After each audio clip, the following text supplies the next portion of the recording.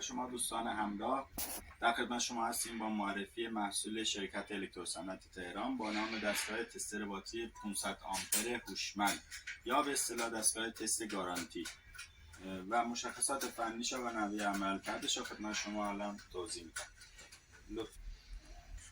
در پنل جلویی دستگاه همونجور که مشاهده میکنید 3 تا نمایشگر دیجیتال وجود داره که به ترتیب نمایشگر تایمر که برای تخلیه باتری تنظیم میشه، به این صورت از گاماش 5 ثانیه‌ای هستش.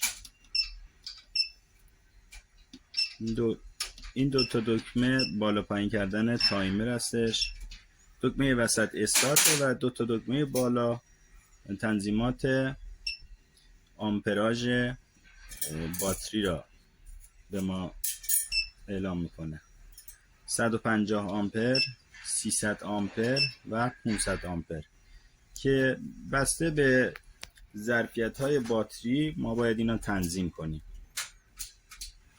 آذرچینی اون ولتاژ همونجوری مثلا باتری رو نشون میده دیگه، هر ولتاژی باشه باتری رو نشون میده. بله، ما به محض اینکه دستگاه متصل به باتری میشه ولتاژ اولیه رو اینجا نمایشگر نشون میده که برای تست باتری باید ولتاژ از 12.7 به بالا باشه. در مورد این چراغ هم برام توضیح بده. 3 تا چراغ LED اینجا طراحی شده و یه دونه هم خارج از این کادر این پایین.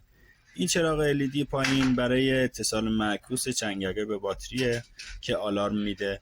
بعد 3 تا چراغی که داخل کادر با رنگ‌های سبز و زرد و قرمز اینجا مشخص شده برای تعیین وضعیت باتری هستش.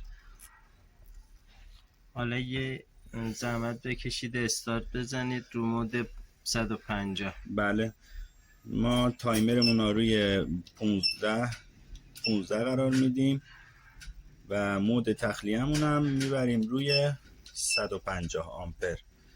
ولتاژمون 12.6 هستش و استارت رو شروع میکنیم.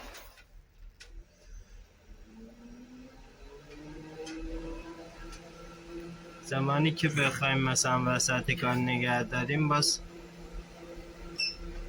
ما برای توقف عملیات تخلیه میتونیم کلید استاپ رو فشار بدیم و دستگاه فن به صورت یکسره کار میکنه، ولی دستگاه دیگه از باتری جریانی نمیکشه.